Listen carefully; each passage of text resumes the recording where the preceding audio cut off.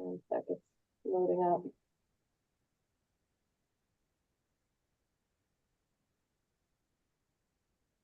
Here.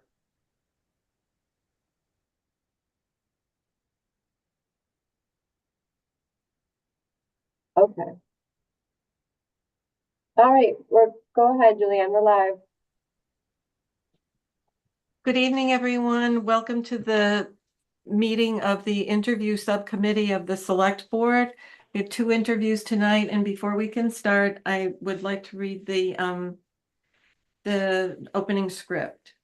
So this open meeting of the Select Board Interview Subcommittee is being conducted remotely pursuant to Chapter 2 of the Acts of 2023, an act relative to extending certain COVID-19 measures adopted during the state of emergency signed into law on March 29th, 2023. All members of the Select Board Interview Subcommittee are allowed and encouraged to participate remotely.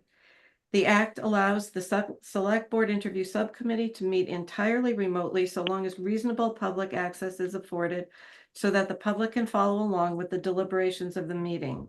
The public is encouraged to follow along using the posted agenda unless the chair notes otherwise. Members of the public who wish to view the live stream of this meeting may do so by going to Northborough Remote Meetings on YouTube via the link listed on the agenda. Ensuring public access does not ensure public participation unless such participation is required by law. This meeting will not feature public comment. And it is, of course, being recorded. So let's make sure we can all hear each other. Angie, who is our staff person, you're here and you'll be around, correct? Yep, I can hear, yep. And Mike Tejan, who is the other person on the subcommittee, is present and can hear us? I am here and I can hear you. Okay, great. So first thing on the agenda is we have Lisa Subat, who is applying for the scholarship committee. And hopefully Liz Nolan is here too. Yep, we have Liz here. I'm going to admit both of them right now.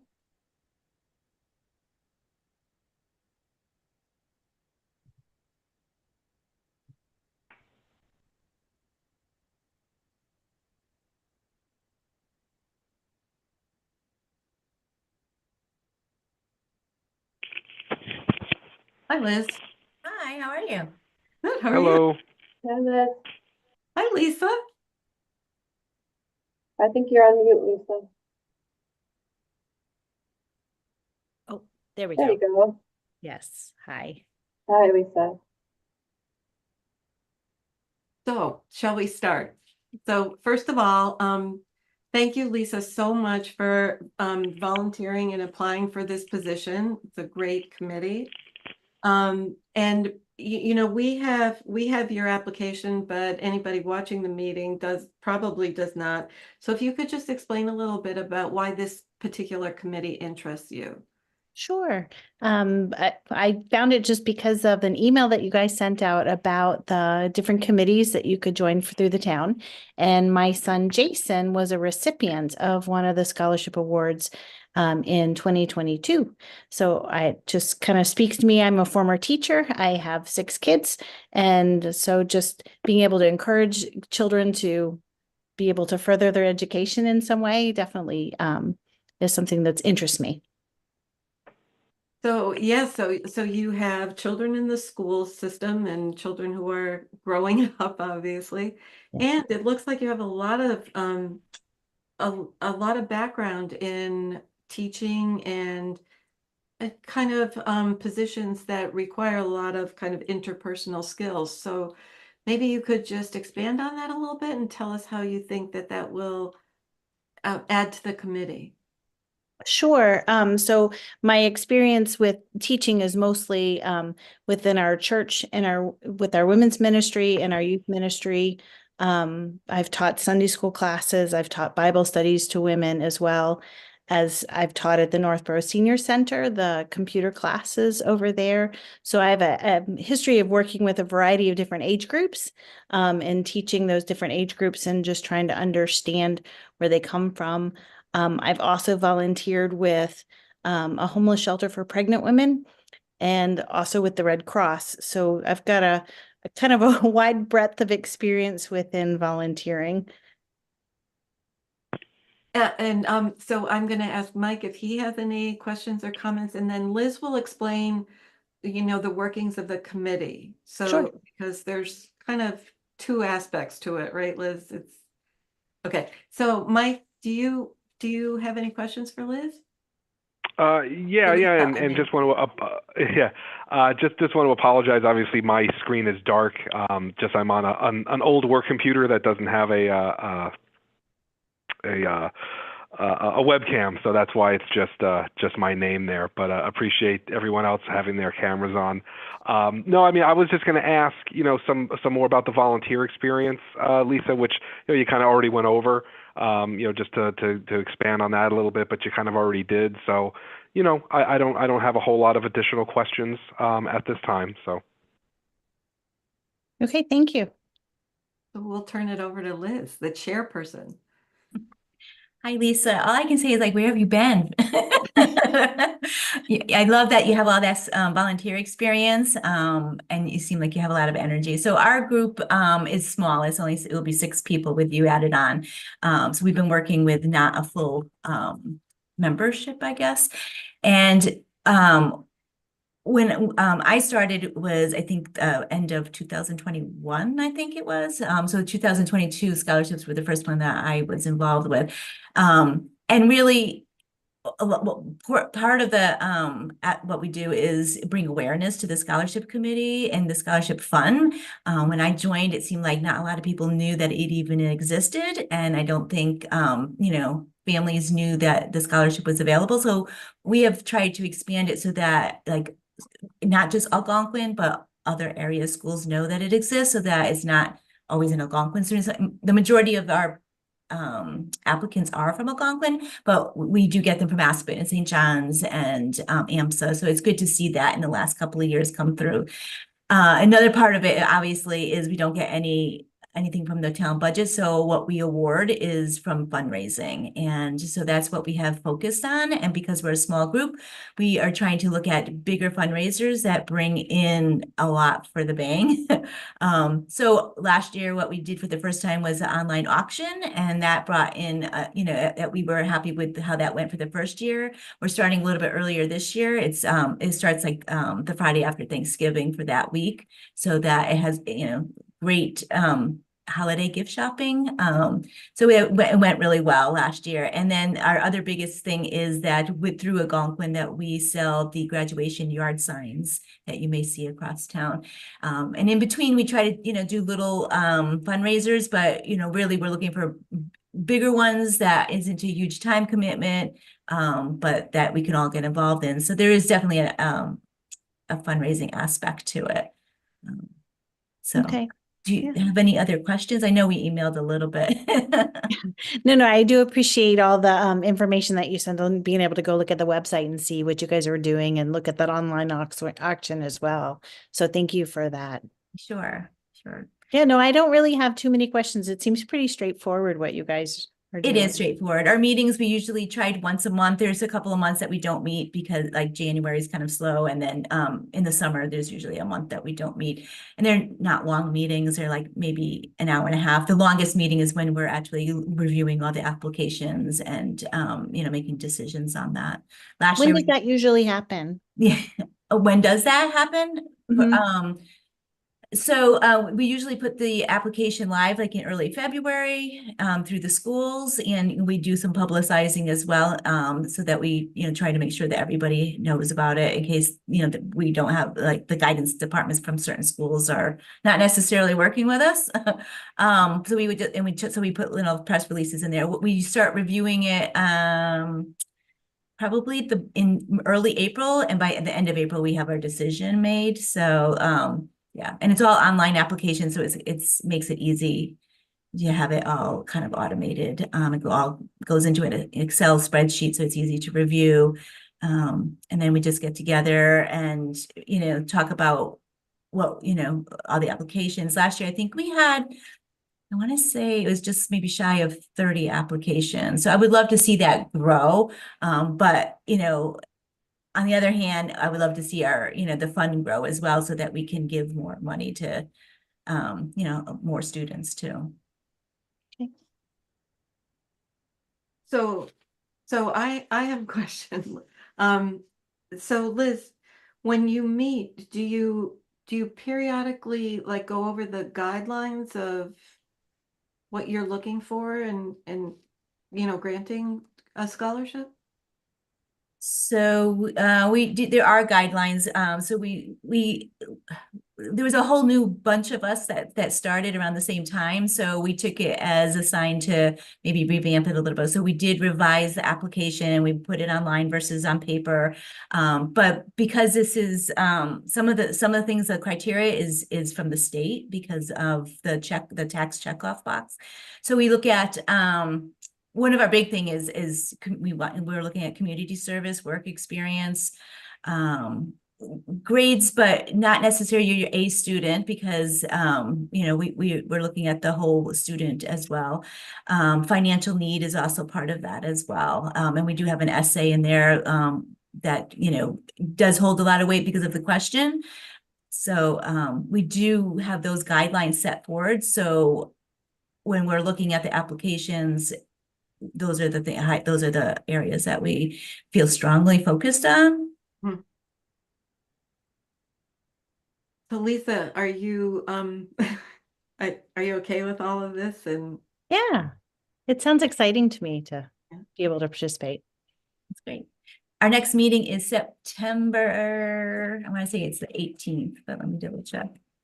Yes, September 18th at 6:30. And Okay. I believe we have the library conference room reserved. So, but we'll send out all that information to you too. Sure. That was one of my questions. Do you usually meet via Zoom or do you meet in person? We meet in person. It's just the 6 of us. So it's easier. And a lot of things, it's just easier to be all together and face to face. Very good. so Lisa, if you don't have any further questions, what happens now is after the we interview another candidate for another committee. Mike and I discuss the candidacies, and then you would have to be approved by the full board. So it wouldn't happen until like our next meeting. Okay. It's just the way, the process. Yeah, no, that's fine. It seems like that's okay. When is the next meeting? Mike, is it September 9th? Is that? Yep, Monday, September 9th. So Okay. before your next meeting, Liz. Yeah. That'll be great to have you at our next meetings because we're kind of involved in the auction part of it. So if we can bring you on board to help with that, that would be great. We started early this year, but again, it's not until the end of November. Sure. But there's a lot of competition for auction items. Very good. It's already piquing our interest. Yeah. And so you all will let me know via email, or how does that work? Angie, are you still there? Yeah, I think a letter comes from the office, right? Yep, can you guys hear me? Hold on 1 second. Can you hear me? Yeah. Yep. Yeah, so you'll get an appointment letter. I can email that to you, and then you'll come in and get sworn in at the town clerk's office, and you're good to go. Okay. Very good. All right. It was Thank lovely you all meeting for your you. time. Yes, it was nice to meet you all. Thank you, And Lisa. Thanks, You're doing a Lisa. great job. Working really It's hard. a hardworking group, so so we're really happy that we have an extra person, an extra set of hands and ideas too, because we're always looking for fresh ideas. So it's always good to have someone else on board. So can't wait to have you join us. Very good. I look forward to it as well. Great. All right. So, Mike, did you have anything that you wanted to add or subtract? No, I mean, I would just again thank you for volunteering your time for an important and good cause. It's thankless work, right? We all the volunteer opportunities that are out there, and glad we were able to fill another spot, hopefully, and with a strong candidate. So thank you, Lisa, and Well, thank you, thank you Liz, all for very everything much. that you do. Thank you. Appreciate your time. All right. See you all around town. All right. Thank you so much. Take care. Have a good night. Good night. Bye-bye. So I'm so sorry. We might be behind schedule. That's Okay, not bad. Yeah, so we have, Bob, from Historical Commission and Rudy. So I'll admit them now. Hold on a moment. Okay.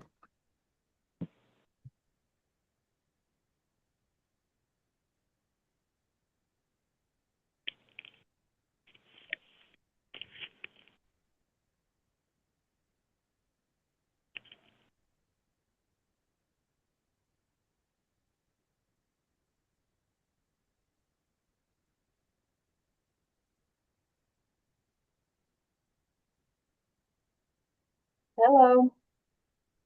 Hello. Yes, I'm here. Oh, good. And Bob there too.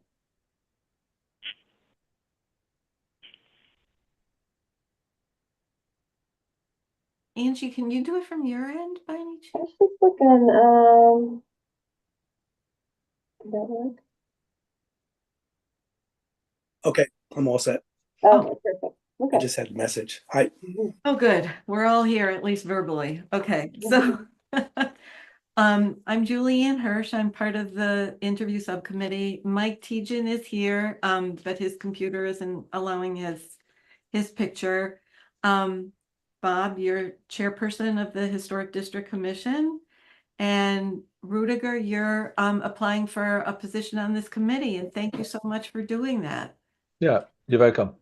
So I just realized at the last interview, I kind of do this thing, this interview process a little backwards. I think it's probably best to have Bob start and explain how often the committee meets and, you know, some of the projects that you've worked on in the past and are working on in the future.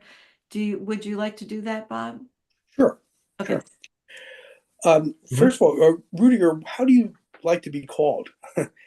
Rudy is fine. Rudy. Rudy is Rudy, fine. good. I was Not too hoping that. complicated with the umlaut, the German umlaut, yes. Mhm. Okay, Rudy. So you have seen the preservation plan. The preservation plan, you mean it's a 135 Right, page. the big document. That's right, yes. Right. Yes. Okay. Mhm. So you have a good idea of that, and in that plan, some of our objectives for the upcoming years are in Chapter 7. We can discuss that further. In terms of the committee, we have currently 7 voting members and 2 alternates. Mhm. According to the town bylaws, we can only have 7 voting members and up to 7 alternates. Mhm. And I think in an email to you, I explained that there really is very low difference between an alternate and a voting member. The difference, obviously, is you can't vote on things like approval of minutes, demolition delays, things like that. But you're involved in all aspects of deliberation. We welcome fresh ideas. Mhm. We're always, every meeting, we're always looking at the preservation plan, seeing what objectives need to be handled, what our next step should be.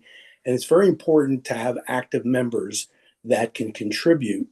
And there are a lot of tasks that need to be done. There's a lot of volunteer work around town, and there's no difference between a voting member and an alternate member. Mhm. I myself was an alternate for about 2 years, and I was very active in putting together a preservation plan and a lot of other things. I became a voting member, and soon after I became chair, miraculously. And I didn't notice a difference, except that I was able to vote on the minutes. And what we're looking for is someone that can contribute. It looks like from your application and your resume that you have some experience in preservation of old homes, Mhm. and you have a passion for that, which I think is important, and that's what we're looking for. I think that's the most important part. Yeah. Yes. Passion. Right. And in addition, keep in mind that the Historic District Commission is really a combination of 2 commissions. We have the Historical Commission and the Historic District Commission. And the preservation plan is basically written for both of those. The Historic District Commission, currently the town has 2 historic districts. One around the Unitarian Church, Yeah. and several houses in that area. And the other one is a single resident historic district, and that would be the Whitney estate. So that has certain rules in the bylaws that we follow. Things like if someone in the historic district wants to renovate the outside of their house so that it changes the appearance from the street, then it goes through the commission. But really, most of the activity we do around town is related to the historical commission, and that would be historic markers and signs and outreach programs. Things that have to do with the history of the whole town, not just the 2 historic districts. Yeah. And just, and I think from your resume, it looks like you had some experience or interest in the Revolutionary War. And we have formed a committee called the Northborough Revolution 250 to honor some of the historic activity of Northborough during the period of the Revolution, starting really in 1773. In 1774, there was actually a Northborough Tea Party.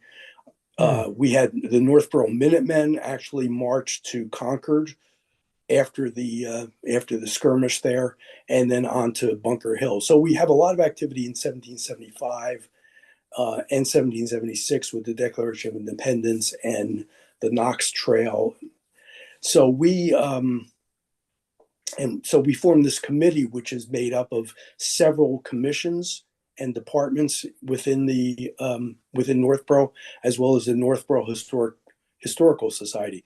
Which, are you a member of the Northborough Historical Society? Yeah, yes, I am. Okay, so and Norm Corbin is right, also right. on this committee. So that's been very active. And if you were to join the historical commission, you're certainly welcome to participate also in the Northborough Revolution 250.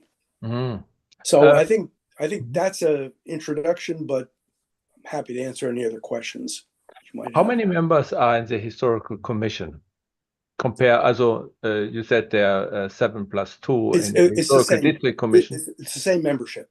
So It's basically a combined commission. It really didn't make any sense to have, and at one point for a brief period, there was a historical commission and a historic district commission. Their tasks are different in a way, but there really isn't that much activity for the historic district commission because unless something is going on in the historic district, it really didn't make much sense. There is actually talk about forming a 3rd historic district, and that's going to be something that we're going to be working on. And it takes a lot of work, but we want to center it around Main Street and the Trinity Church. Yes. But it really does make a lot of sense just to combine the 2 commissions. So the membership is the same. 1 minute. The room is here straight forward. Yes. Yeah, you can see it.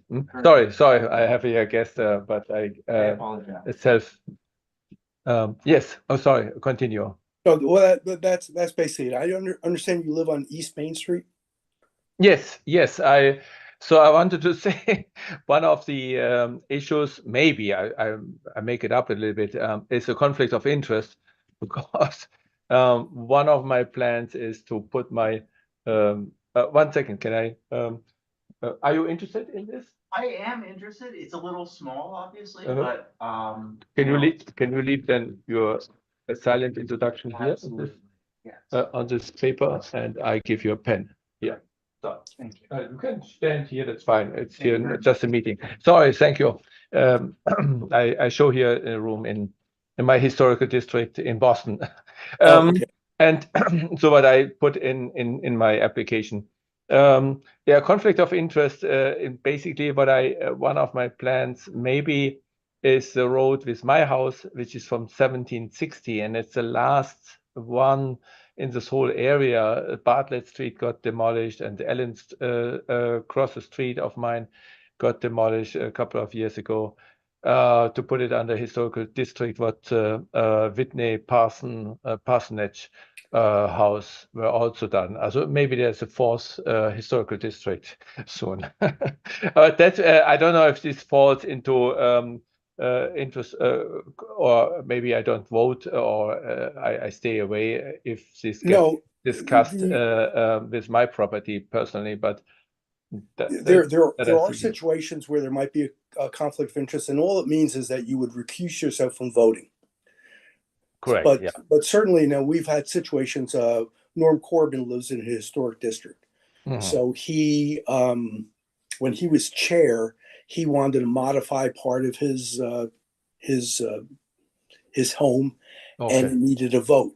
So I chaired that meeting, and he recused himself, and we basically deliberated, just like any other member of any other citizen of Northborough. You would have the opportunity to do that. If it did come to a vote, then maybe you would recuse yourself. But I don't see an issue with that. Okay, good. And and also the idea of making your house into a historic district. I mean, there's a lot that goes into that, but that would be fine. It would be something that the commission would vote on to pursue. Yes. And you wouldn't have a vote on that. But of course, that might, that'd be good. We're actually looking at, in terms of the Trinity Church Historic District, we're looking at including contiguous historic property into that historic district, as opposed to just leaving it as the church alone. Oh, yeah. Now, in your case, though, I don't think it would be contiguous, but no, it might have to be it's a lone standing estate. Right. No, we're very strict about that. If there's any, and there's other instances where a member of the commission owns property that is being discussed, and of course that does get separated, and they do recuse themselves from deliberation. Yeah. Okay. Good. Okay. Yeah. And I envision, also, which is new to me, but that's fine, that there's also other activities around. It's not only monthly meetings, but it's also what you probably surveying of a property, or an educational program to set up or to help out. So I guess that's also a part of the activities, not the meetings. The meetings are once a month. The third Wednesday of every month at 7:00. Okay. They're usually about an hour. It's by Zoom typically, but we sometimes meet in person. But you're right. There is a lot more activity than just once a month. It's we usually set goals and objectives for the next meeting, and there's things like Apple Fest, and we're always participating in various activities in the town that affect the historic district. And as I said, I mentioned historic markers, historic houses. We write letters to homeowners to encourage them for preservation planning. It looks like you have some strong interest in preservation planning and trying to save old houses, and that's what we need. Okay. Yeah. Yeah. I was witness already, unfortunately, to a couple of properties which got demolished on Hudson Street. I think the Rice House, it's called the Rice House. I was the last one who was in the house, and swirled around and made hundreds of photos, and took 2 doors. Right. I'm so crazy that I take even old doors out of old houses which got demolished. Yeah, well, I think I'm not sure. Yeah, I was involved in one of those. We're on Hudson Street where we went through the house. It was pretty dilapidated, but we did the best we could to save parts of it. One thing, if you look at the town bylaws for historic homes, it basically is the rules for demolition delay, and there's not much. There's very little we can do. What happens is if a house is 100 years old or more, and we determine that it is historic, then there's an automatic demolition delay of 6 months. And at that 6 time, months. we basically you encourage the owner to either try to save the property or save parts of it or whatever. But that's the limit of our power. And it sounds like you have some ideas about what to do during that demolition delay to save the property. One second. Hmm? We call each other. Yeah, we can. So you are interested? It's a little bit small, but It's a little small, but I mean, Do you it's a come with- lovely area. are you coming with furniture or not? I would have only a small amount of furniture, so. Okay. I wouldn't have too much. Okay, but so you just would mattress need it. and- Mhm. Yeah, so a big space is not important, but You cannot just sleep upstairs. So in the loft, as you can see, no? Oh, yeah. So the bed can be taken out. okay, No? yeah, Okay. Well, I Thank you love- for coming. thanks, and I put my information there and I'll be Wonderful. in touch with you. Yes, Thanks thank very you. much. Thank you for coming. Yes, so sorry. Well, anyway, again, it sounds like you have some experience in that. And if we were, and we actually have a demolition delay, or we have a demolition meeting coming up probably September or October.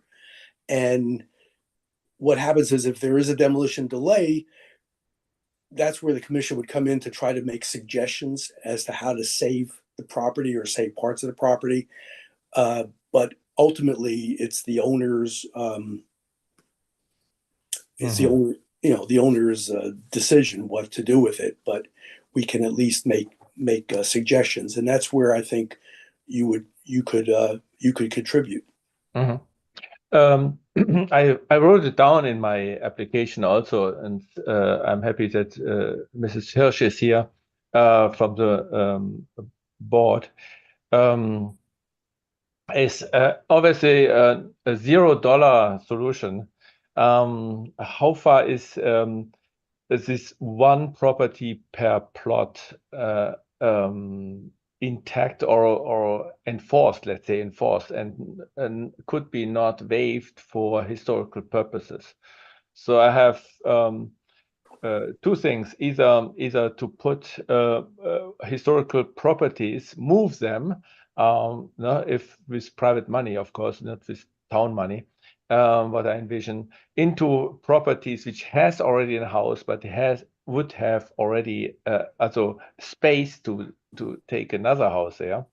A or B, that the new owner who purchases property can build around it without disturbing it. An example is, you can look it up in the internet, is the South End. They're very advanced with the Bates School in South End. They built new houses around it and didn't touch the central school. It's beautiful area of old and new. I don't care, but it's the old one is at least intact and was not demolished. So these two approaches, but that needs a change of the bylaws, basically of the town, where the historical commission could maybe influence select women board of select men and change the bylaws. So this, for example, in a naive way, I would say would be a solution of many houses.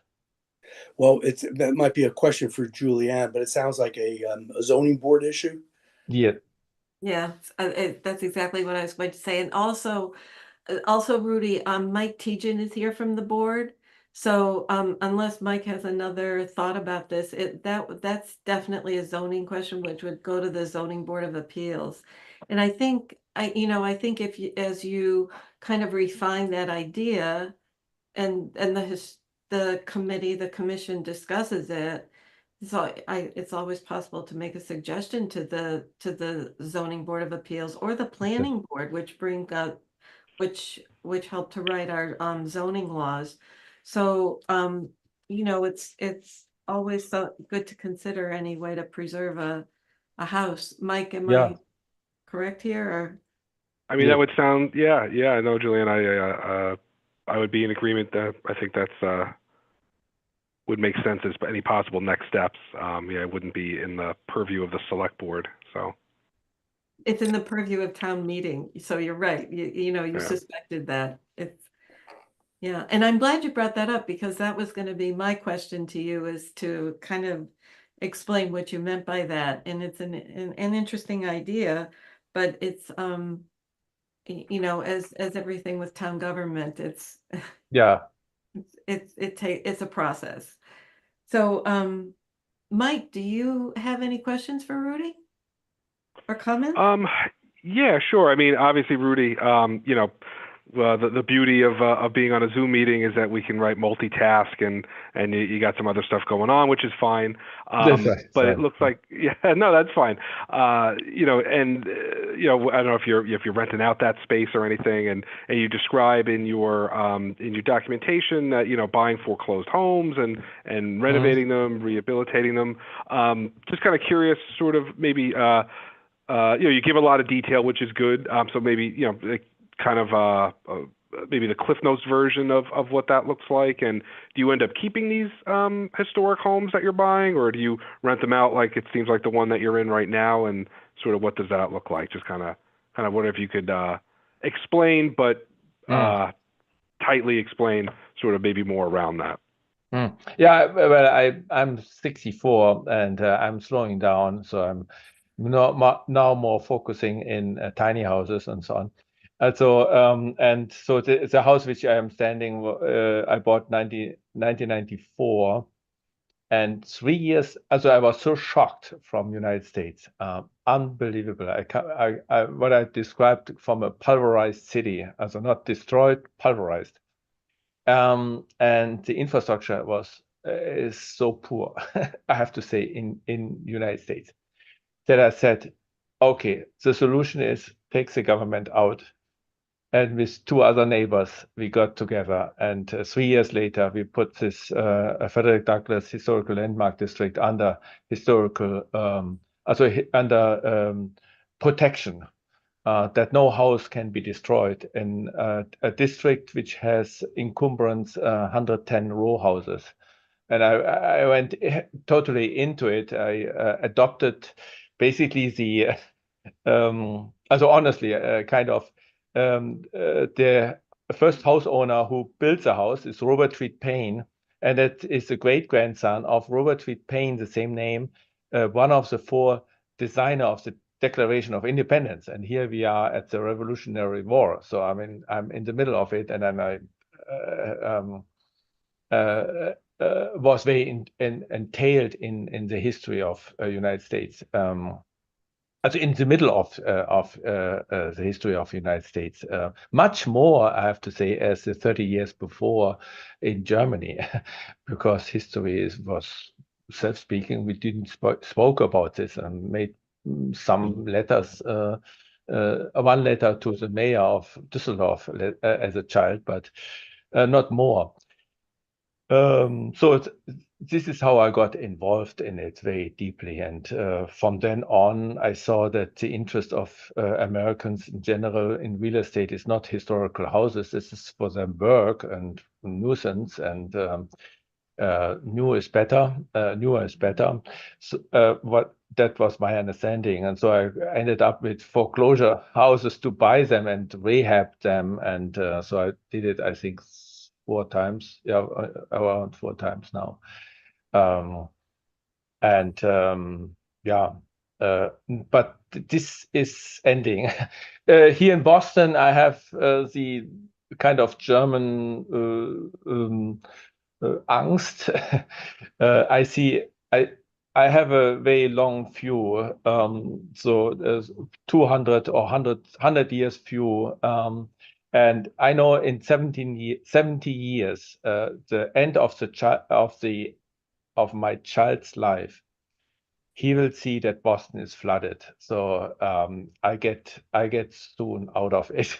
So I think back and forward to build here 2 historical houses and sell the whole thing in Boston, or I sell it as it is and get out.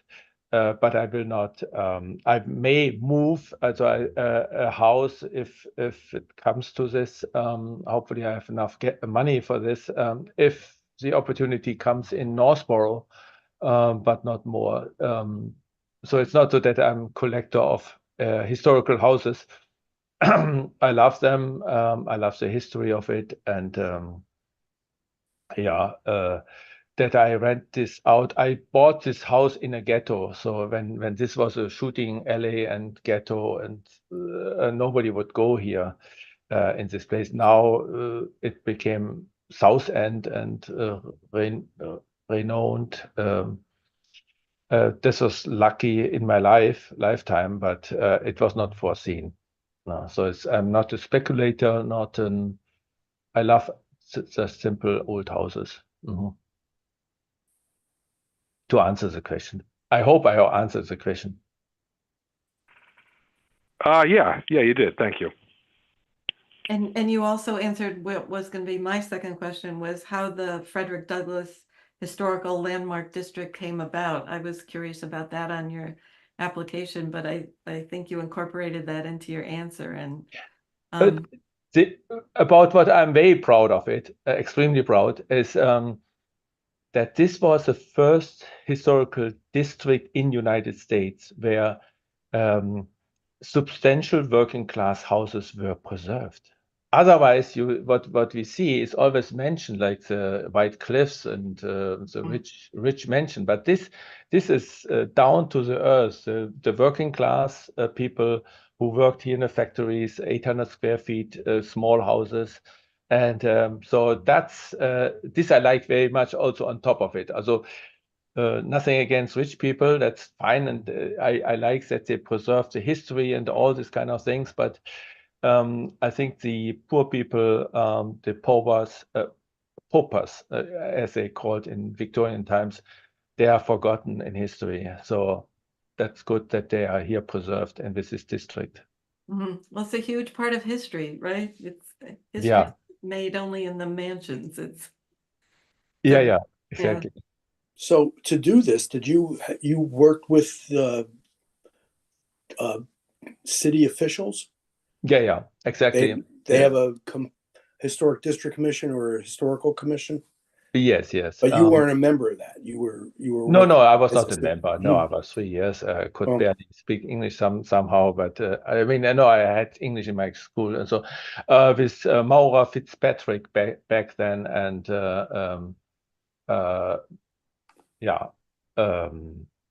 worked together and provided her some research about this area. And there's a nice pamphlet about where every house of the 110 row houses is described. So yeah, that was nice. It's interesting that you were able to navigate the city bureaucracy in that way, being an outsider. No, I say to my 6-year-old child, the playground of him is in the back of the town hall in Northborough. My playground is the town hall itself. To understand that in here, I feel every door is open. You can go in, ask people, get some paper, get some information. In Germany, every door is closed. No, we are not responsible for this. No, go there. No. Why do you want to know it? No, everything is closed. Also, even the deeds of my apartment in Berlin was very difficult to get the deeds, because of speculation. So they are afraid about speculation and data infringement and so on. So it's no, I love it here. That's open door here. That's the playground. So Rudy, when you did the Frederick Douglass landmark area, were you the person who went back and got all the history of it? And not all, no. A few things. I mean, I was not so advanced. Internet was not available. I went to Waltham, where the Robert Payne had his summer house, for example, and they have a whole library, as a section of the library, for example, I went there and got some information from him. Mhm. Wow, Mhm. that was quite a project. Yeah, Wow. yeah. And the National Archives were also available. I have to say again, some of my neighbors and other elderly people were very helpful with me to find out the archives and the source of the information. Mhm. Mhm. And then my intellectual education basically is research, and if it's science or history, it's only marginal. Mhm. Wow, very impressive. Mhm. So do you have any questions for Mike or me? I think you've already asked your questions of Bob. Do you have any questions of? When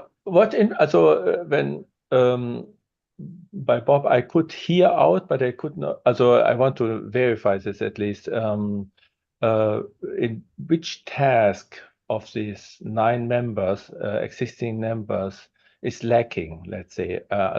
Which task do you need most? Mhm. Well, it's hard to answer. I mean, we have a lot of things going on right now, and we're always looking for inputs and help in meeting some of these tasks. Right now, the one big one on the horizon is to set up that historic district around the Trinity Church. That's one thing that comes to mind, and then also activity related to the Revolution 250. Mhm. So those are 2 things, but off the top of my head, there are several others. But again, so the historical district around the Trinity Church includes what your vision is, as many houses as possible around this. Yes? Right, but unfortunately, well, we do need buy-in from the property owners too. That's always there was an attempt at one point, actually 2 attempts, to make Main Street, most of Main Street, a historic district, downtown area, and it failed by a few votes in the town meeting. So there are some restrictions for property owners that are in a historic district, and there's issues of does it affect resale? There are pros and there are cons to being in a historic district. So you really have to have the buy-in from the homeowners. And what we envision, we know that Trinity Church wants to do it, and there are probably other property owners contiguously that would want to do it. Others might not, and they could easily be cut out of the historic district if need be. So And that's what Bob, we envision. Bob, Sorry. you're being modest. I know that you do a lot, the committee does a lot of work with, the signage is not just a done deal. It's figuring out the script on the signs and going to sign makers and installation. And there was the whole discussion about the cemetery and, and the historical cemetery. And there's a lot of. Right. Yeah. Well, if you go through, Rudy, if you go through our agenda every week, you'll see that there's a lot of things that we have on the agenda. A lot of it is old business, some of it is new business. We're happy. We just had the Julian. Did you hear the aqueduct sign is up? Yes. Yes. So we just were able to take that off of our objectives. We got the replacement aqueduct sign, and I'm glad you brought that up, Julian, because we have a whole list of other historic markers that we want to consider doing, and we need to prioritize that. And there is a lot of work. Yeah. Okay. So it was very nice meeting you. Yeah, And thank you. And if there are no other questions or? No, so far not. Okay, so if there are, you can contact me and I can get the answer from Bob or. Okay, very good. But so what happens is after this meeting, Mike and I have a little discussion about how to how to move this forward. when you know, it will eventually come to the full board. So we're not the deciders. Hmm. But, it's, you know, it's the process, and we hope it's a fair process. Mm-hmm. So Okay. it was very nice meeting you all and seeing you, Bob. Julianne, just for my information, so when the full board makes a decision, you'll let me know. Absolutely. Right. Yeah. And Okay. I had offered to allow Rudy to attend our September meeting as a guest. Yeah. Mhm. Of course. So The meetings are open to everybody. so Yeah. that's our plan. And Rudy, I'll send you that information. I'm not sure how long this process will take, but at least you'll be able to attend the next meeting and introduce yourselves. Okay. Thank you. Thank you. Bye-bye then all Thank you. together. Okay, thank you all. Take care. Nice to see you. So,